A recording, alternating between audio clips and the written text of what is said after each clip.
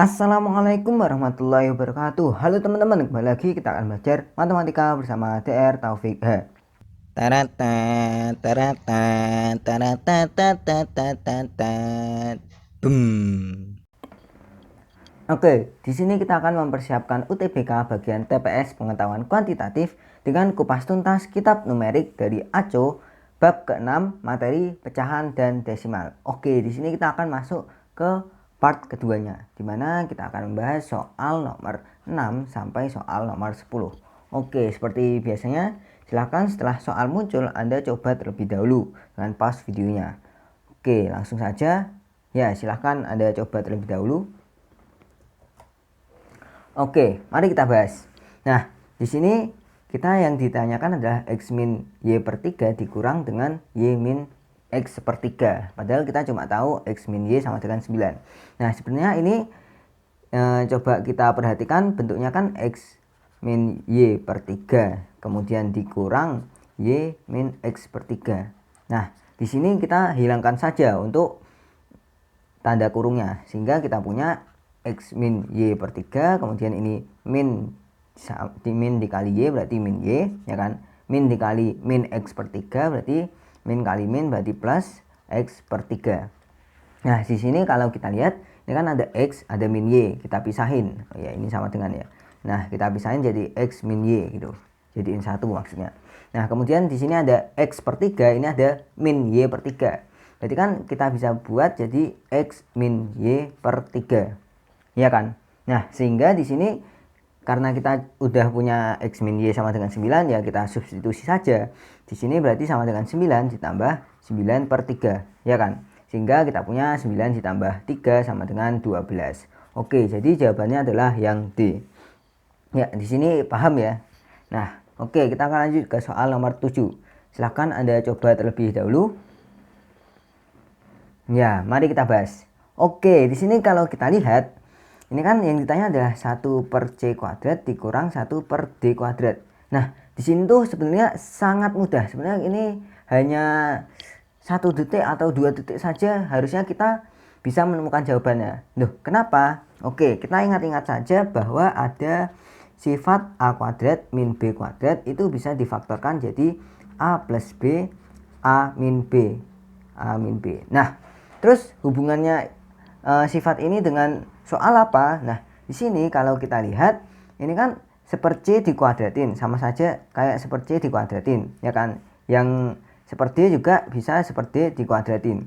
Nah, di sini kita tuh bisa faktorin jadi 1 per C ditambah 1 per D dikali dengan 1 per C dikurang 1 per D. Ya kan? Karena memenuhi sifat A kuadrat min B kuadrat sama dengan A plus B dikali A min B, ya kan? Dimana A-nya itu seper C, kemudian B-nya itu seperti, ya kan? Nah, jadi ya di sini kita bisa faktorin gini, sehingga dengan ini kita tuh dapat seper C plus seper D kan kita tahu 3 kan nilainya. Nah, kemudian seper C dikurang seper D itu kan 5.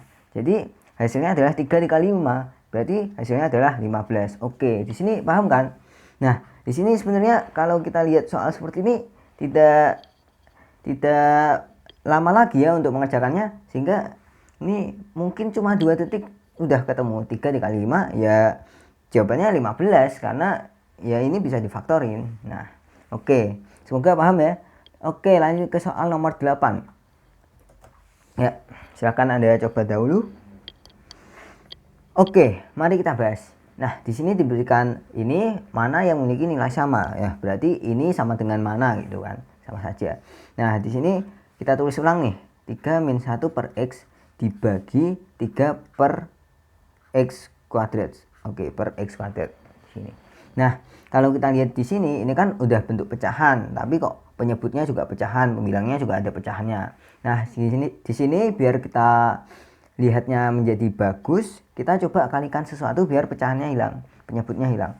Nah, gimana? Di sini kan ada per X, ini ada per X kuadrat. Nah, biar bentuknya bagus, kita kalikan X kuadrat per X kuadrat, ya kan? Kenapa? Biar nanti ini hilang, X kuadratnya hilang, X nya juga hilang, ya kan? Coba ini kita kalikan 3 kali X kuadrat jadi 3X kuadrat, terus seper X negatif 1 per X dikali X kuadrat itu sama saja negatif X, ya kan. Kemudian per ini 3 per X kuadrat dikali X kuadrat, ini habis berarti tinggal 3, ya kan. Jadi jawabannya adalah yang B. Oke, di sini paham kan? Ini juga soal yang tergolong mudah, ya kan. Ya, mari kita lanjut ke soal nomor 9.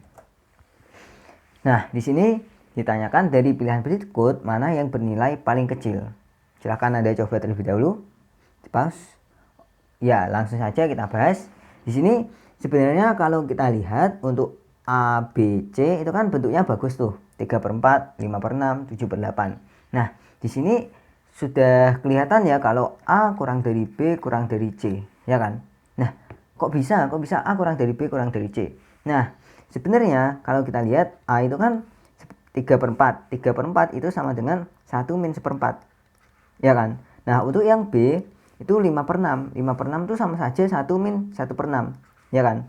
Soalnya 1, kalau yang A ini kan 1 kan 4 per 4 dikurang 1 per 4. Jadi 3 per 4 sama saja. Begitu juga untuk yang B, 1 min 1 per 6. Ya kan? Nanti jadinya 5 per 6. Dan ini 6 per 6. Kalau ini diubah jadi 6 per 6 dikurang 1 per 6 ya 5 per 6 juga. Nah, kemudian untuk yang C itu sama, di sini 1 min 1 per 8, ya kan. Nah, kenapa kita buat gini?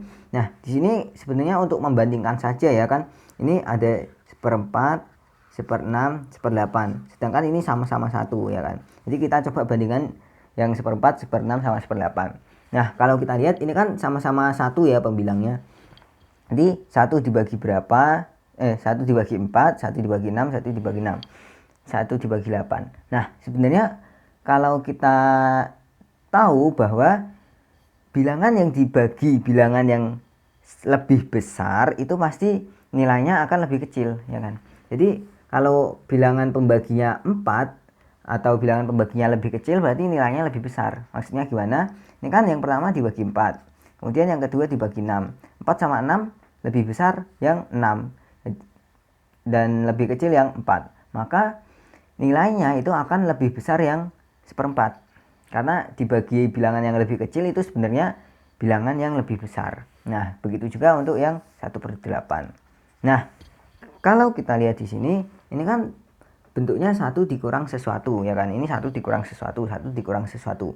Nah, kalau kita kurangkan sesuatu yang lebih besar, maka nilainya itu lebih kecil, ya kan. Untuk 1 min 1/4 sama 1 min 1/6, karena 1/4 itu lebih besar dari 1/6, ya kan, kita tahu dari sini.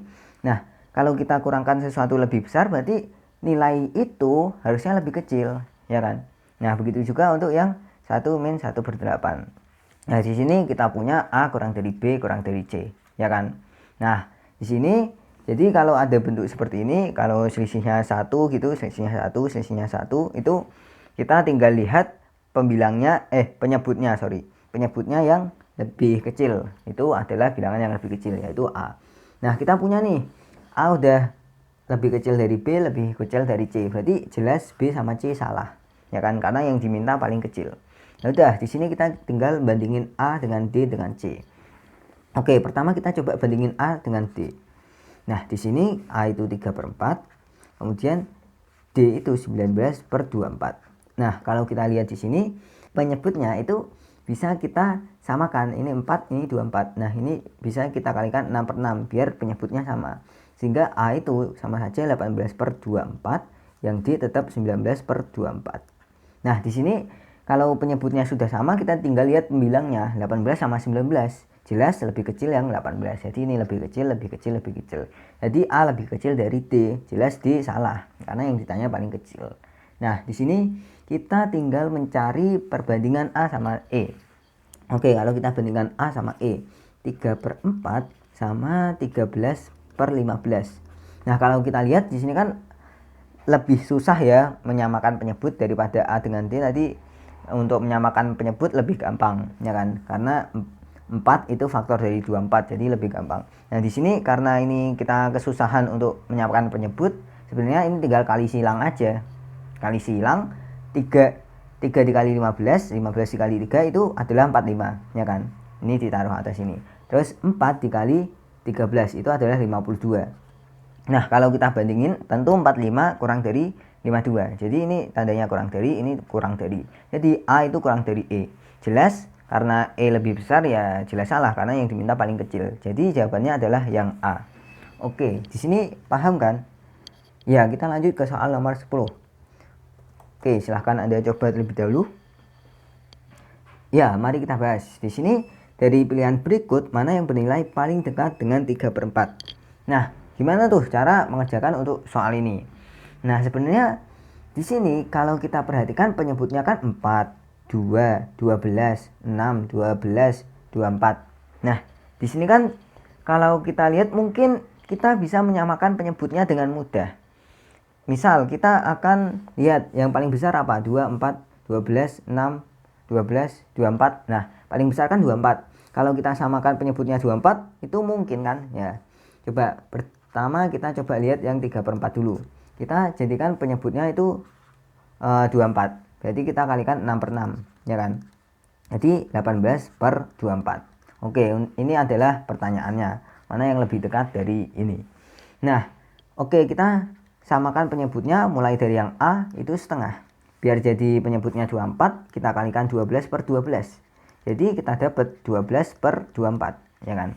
Nah, kemudian yang B itu kita punya 7/12. Biar sama penyebutnya kita kalikan 2/2, ya kan? Biar 12 jadi 24 kan dikali 2. Jadi kita kali 2/2.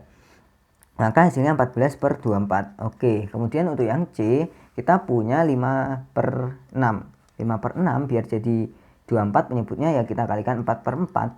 Jadi hasilnya adalah 20/24. Kemudian yang D itu kita punya 11/12. Biar jadi penyebutnya 24 ya kita kali 2/2, ya kan? Sehingga ini per 24 ini jadi 22, ya kan? 11 kali 2 22.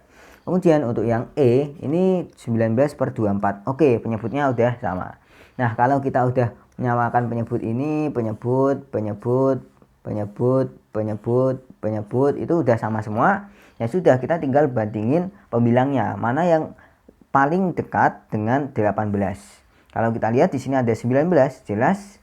Nah, di sini ada 20, masih lebih jauh ya. Berarti yang paling dekat dengan 18 tentunya adalah yang 19. Kalau 22 kejauhan, 14 juga kejauhan, 12 juga kejauhan. Jadi jawabannya adalah yang E. Oke, di sini paham ya untuk cara membandingkan nilai pecahan dan desimal. Badum tes. Sekian, semoga Anda paham dan bermanfaat. Terima kasih telah menonton. Jangan lupa saksikan video-video saya yang lainnya. Wassalamualaikum warahmatullahi wabarakatuh.